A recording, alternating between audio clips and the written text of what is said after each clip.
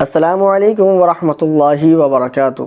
محترم ناظرین، آج 31 مارچ ہے اور کل 1 تاریخ اپریل کی ہے، اور اس تاریخ میں لوگ جھوٹ بولتے ہیں، لوگوں سے مذاق کرتے ہیں، مذاق میں جھوٹ بولتے ہیں۔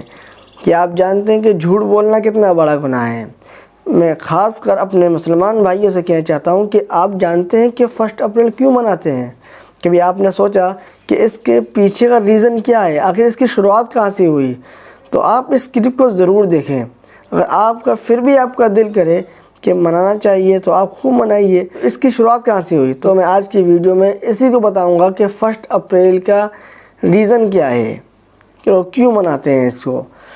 تو ویڈیو شروع کرنے سے پہلے ہمارے چینل کو سبسکرائب کریں اور بیل آئیکن کو بجائیں تاکہ ہماری ویڈیو آپ تک سب سے پہلے پہنچ سکے۔ تو اس کا ریزن، اس کی وجہ کیا ہے؟ شاید کہ آپ کو معلوم ہو، اسپین ایک ملک ہے، اس میں سب سے پہلے مسلمان کی حکومت تھی اور وہاں پر مسلمانوں کا راج تھا۔ جب اس پر یہود و نصارہ نے حملہ کیا اور اس پر اٹیک کیا تو اتنا خون بہا کہ شاید ہی کوئی ایسی گلی ہوگی کہ جس میں کوئی گھوڑا نکلتا ہو اس کے پیر خون میں تربتر نہ ہوتے ہوں۔ تو مسلمانوں کی حالت بہت زیادہ خراب ہو گئی۔ دیکھا کہ مسلمانوں کی حالت بہت بری ہو گئی ہے، اور جو کچھ مسلمان تھوڑے بہت بچے بھی تھے وہ چھپانے لگے اور آس پاس علاقوں میں چھپ گئے۔ کسی نے اپنا نام بدل لیا، کسی نے اپنا بھیس بدل لیا۔ جب وہاں کے یہود و نصارہ کے بادشاہ کو معلوم چلا کہ کچھ مسلمان باقی ہیں اور وہ اپنی شناخت چھپا کر اسی ملک میں رہ رہے ہیں، تو اس نے ایک سازش کی، اس نے ایک پلاننگ کی کہ ان کو کیسے ان کے گھروں سے نکالا جائے، کہ ان کو بھی موت کے گھاٹ اتارا جائے۔ تو اس نے لوگوں کو اطمینان دلایا کہ جو بھی مسلمان باقی ہیں ان کو باہر آنا چاہیے تاکہ ہم ان کو اس ملک سے دوسرے ملک بھیجیں تاکہ وہ لوگ اپنی اچھی زندگی گزار سکیں۔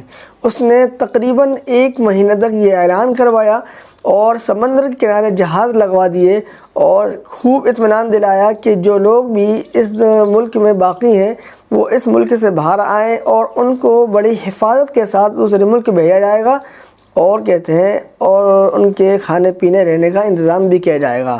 مسلمان پوری طرح مطمئن ہو گئے کہ بادشاہ ہمارے فیور میں بول رہا ہے اور ہمیں دوسرے ملک بھیجنے اور رہنے کھانے کے انتظام کی بات کر رہا ہے۔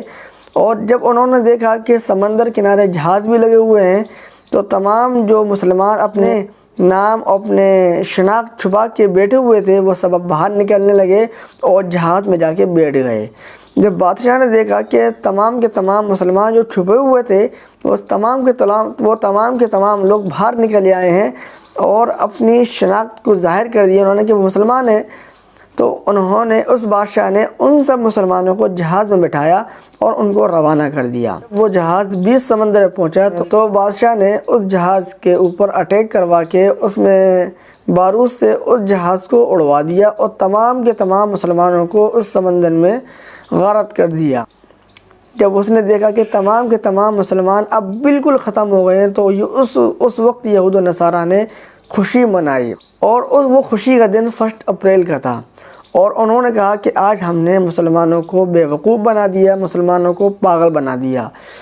تو آپ اپنے دل پہ ہاتھ رکھ کے دیکھیے کہ اس بادشاہ نے مسلمانوں کو شکست دی اور ان کو ہرا کر اور ان کو بے وقوف بنایا۔ اس بے وقوف بنانے کے خوشی میں اس نے 1 اپریل کو دن متعین کیا کہ ہم نے اس تاریخ میں مسلمانوں کو بے وقوف بنایا تھا، اس وجہ سے انہوں نے اس دن کا انتخاب کیا۔ اب ہم اپنے اندر غور کر کے دیکھیں کہ ہم لوگ دوسروں سے جھوٹ بولتے ہیں، دوسروں سے مذاق کرتے ہیں اور خوشی مناتے ہیں کہ آج کے دن تو 1 اپریل، برا مت مانو۔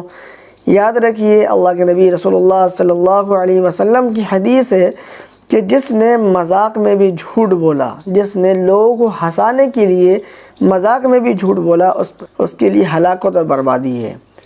اب اللہ کے نبی صلی اللہ علیہ وسلم اس کے لیے ہلاکت اور بربادی کی بد دعا دے رہے ہیں جو مذاق میں بھی جھوٹ بولتا ہے۔ میرے بھائیو، یہ تو اللہ کے نبی کی حدیث ہے۔ خود اللہ تبارک و تعالی بھی قرآن کریم کے اندر فرماتے ہیں، الا لعنت اللہ علی الکاذبین۔ یاد رکھو، سنو، اللہ کی لعنت ہے اس شخص پر جو جھوٹ بولنے والے ہیں۔ ہم لوگ کتنے جھوٹ بولتے ہیں، کتنے لوگوں کو تکلیفیں دیتے ہیں۔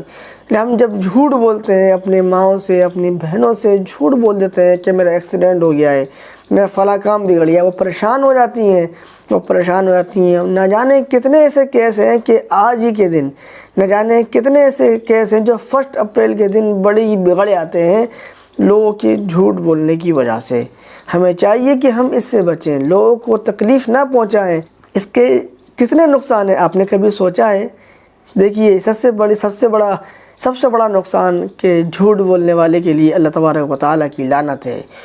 دوسرا نقصان، اللہ کے نبی رسول اللہ صلی اللہ علیہ وسلم نے اس کے لیے بد دعا، ہلاکت و بربادی کی بد دعا کی ہے۔ تیسرا نقصان کہ ہم اگر اس کو مناتے ہیں تو ہمارا شمار بھی ان یہود و نصارہ میں ہوگا۔ اللہ کے نبی رسول اللہ صلی اللہ علیہ وسلم کی حدیث مبارکہ ہے، آپ نے فرمایا من تشبہ بقوم فہو منہم، جس شخص نے کسی قوم کی مشابہ اختیار کی تو اس کو اسی میں شمار کیا جائے گا۔ ایک نقصان یہ بھی ہے کہ ہم لوگوں کو دھوکہ دیتے ہیں، اور اللہ کے نبی نے فرمایا من غش فلیس منا، جس نے کسی کو دھوکہ دیا، جس نے کسی کو تکلیف پہنچائی، وہ ہم میں سے نہیں ہے۔ تو ہمیں چاہیے کہ ہم اس سے بچیں، ہمیں چاہیے کہ ہم اس گناہ سے بچیں۔ ہم اسے سمجھتے نہیں ہیں۔ اللہ کے نبی رسول اللہ صلی اللہ علیہ وسلم کی ایک اور حدیث ہے، آپ نے فرمایا کہ مومن سب کچھ تو ہو سکتا ہے لیکن جھوٹا نہیں ہو سکتا۔ ہم لوگ اس دن بے تحاشا جھوٹ بولتے ہیں اور جھوٹ بولنے کو کچھ سمجھتے ہی نہیں ہیں۔ یاد رکھیے جھوٹ بولنا بہت بڑا گناہ ہے۔ مذاق میں بھی جھوٹ بولنا ہلاکت و بربادی کا بہت بڑا سبب ہے۔ ہمیں چاہیے کہ ہم اس دن اس بڑے گناہ سے بچیں اور لوگوں میں اس کا رواج نہ کریں۔ اگر کوئی کرتا ہے تو اس کو سمجھائیں کہ اس کا پس منظر کیا ہے۔ دعا کریں کہ اللہ تبارک و تعالی ہم سب کو اس دن جھوٹ بولنے سے اور گناہوں سے بچنے کی توفیق عطا فرمائے۔ اگر ویڈیو آپ کو پسند آئے تو آپ اس کو لوگوں تک شیئر کریں تاکہ اور لوگ بھی اس اہم ویڈیو سے فائدہ اٹھا سکیں۔ وما علینا الا البلاغ۔ السلام علیکم ورحمۃ اللہ وبرکاتہ۔